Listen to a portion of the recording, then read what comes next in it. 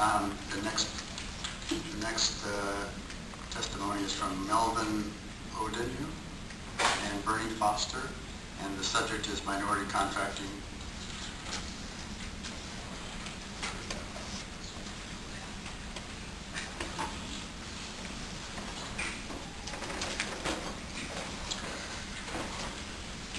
Welcome.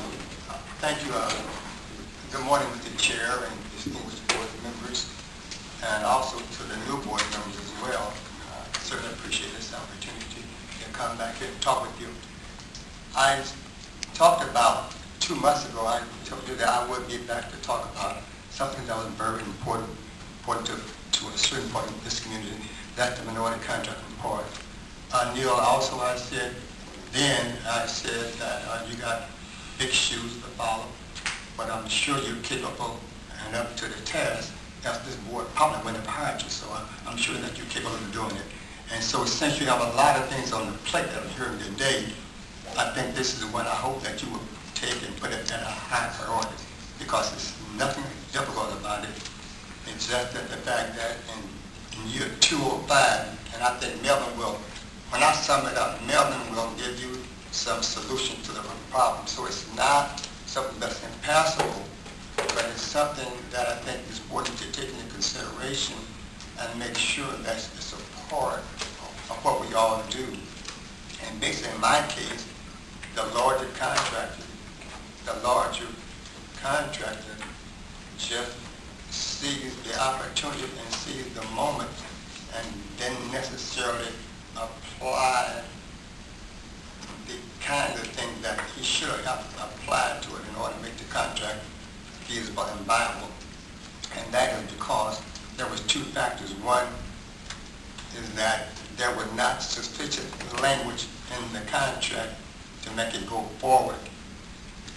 Number 2, I think the most important element of it, and by the way, there is a letter if you don't have it. There is a letter that you should have had.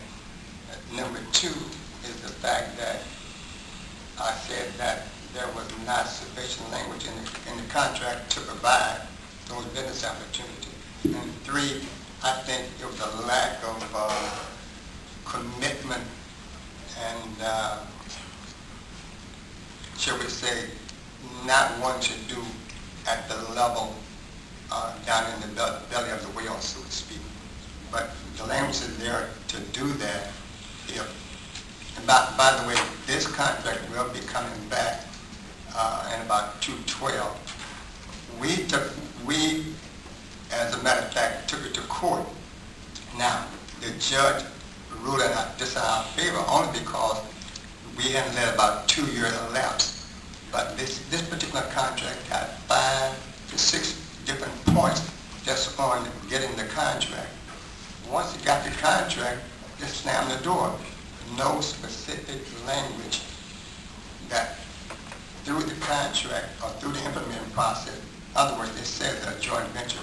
And by the way, just want to let you know, I've got 35 years of business experience right here in Portland on a radio station, on 2 radio stations, one in Eugene and one in Roseburg, and they have done several other joint ventures. So I do know what joint ventures should look like and how they're supposed to go. And this never had the really true intention of making it just get the contract and don't implement it. By the way, they use 2 other minority entities, the Elder Hispanic News and the Asian Reporter, and never, as of today, about a week ago, have yet to contract any of these people, and they're still operating. So I just want to just let you know that it's coming up, and I think Melvin will probably give you some details in terms of how some language. By the way, Melvin used to be an attorney for TriMet here, so he knows the contracting part of it as well. So Melvin. Thank you, Mr. Foster. Mr. Chairman, board members, Mr. McFarland, Melvin O'Denu, representing Mr. Foster and the scanner. As Mr. Foster mentioned, we recently concluded litigation between the scanner and TriMet's transit advertising company, Lamar Enterprises. That case went away based on some statute of limitations and other issues, but Mr. Foster thought it was important that we bring some of the things that we learned through that litigation to the board board's attention in the hope that going forward, when TriMet wants to encourage and support minority participation in contracting opportunities with TriMet, that they might take some of those things into consideration.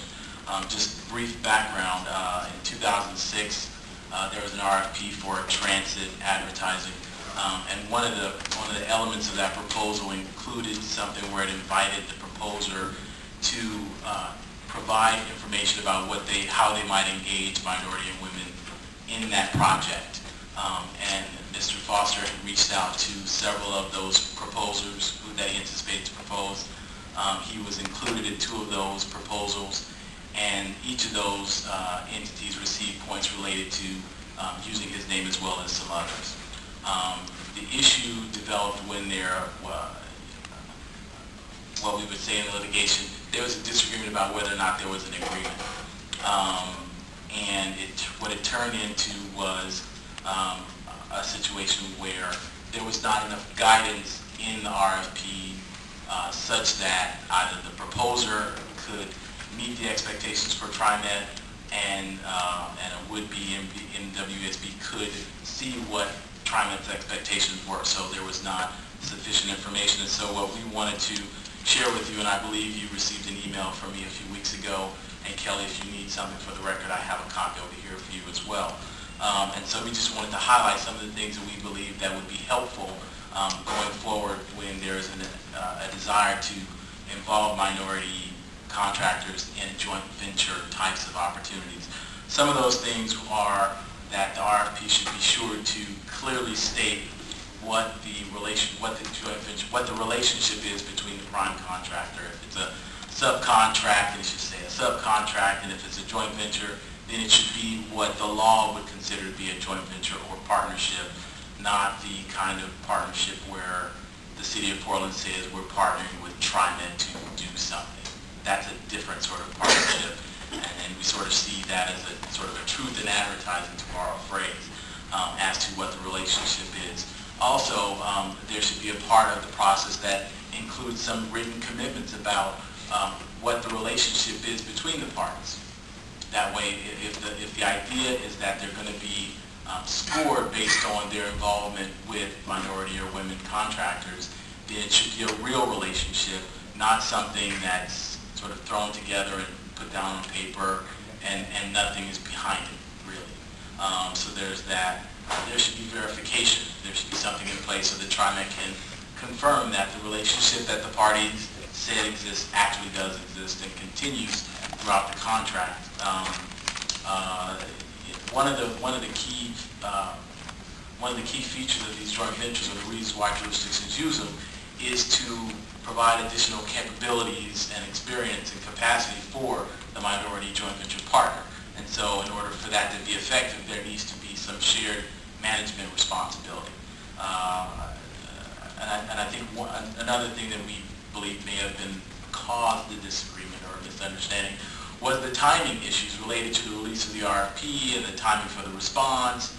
We think if there would have been more time to have a pre-bid meeting where parties were told what the expectations were for the contractors, what did the jurisdiction mean about minority joint venturing, then that would have given the parties an opportunity to work those things out in advance of the time that the RFP would have been due.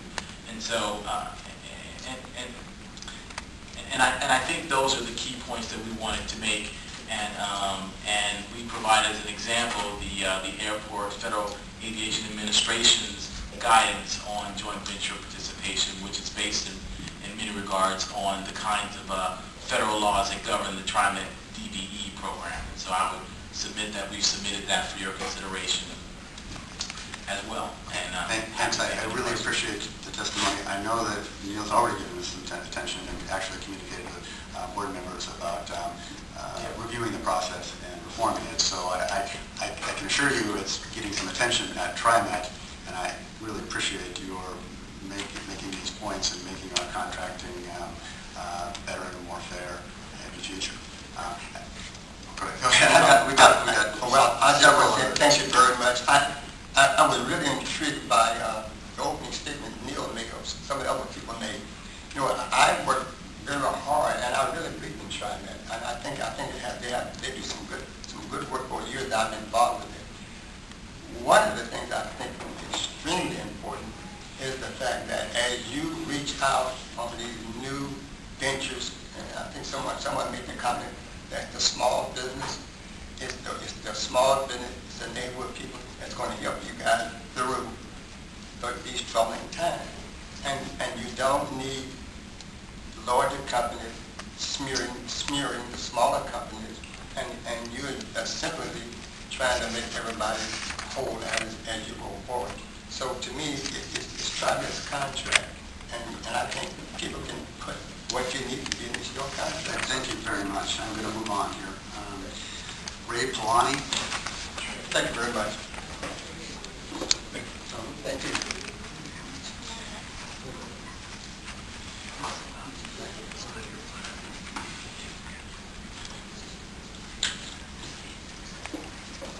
Good morning, Mr. Polani.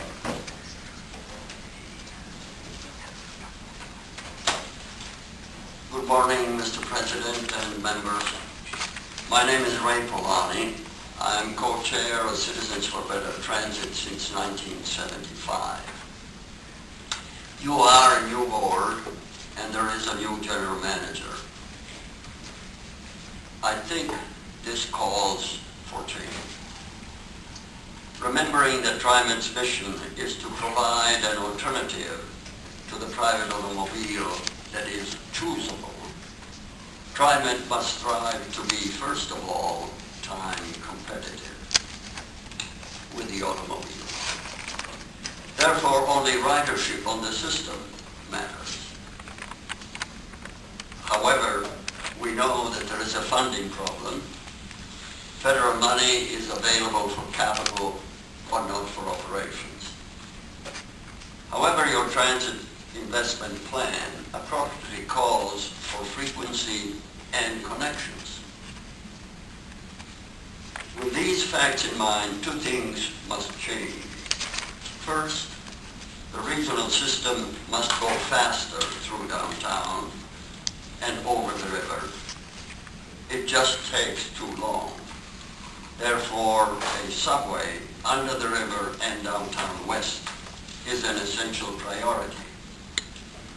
Second, a direct east side connector to Milwaukee would provide more ridership because most north and south passengers are not going to downtown west.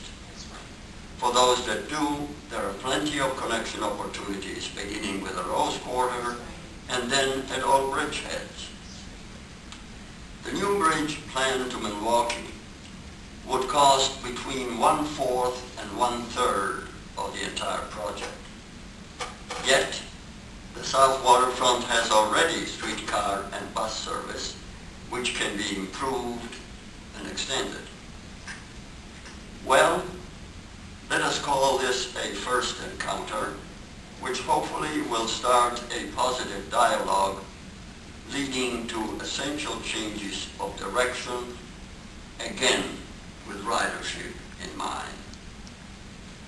We thank you for listening and acting.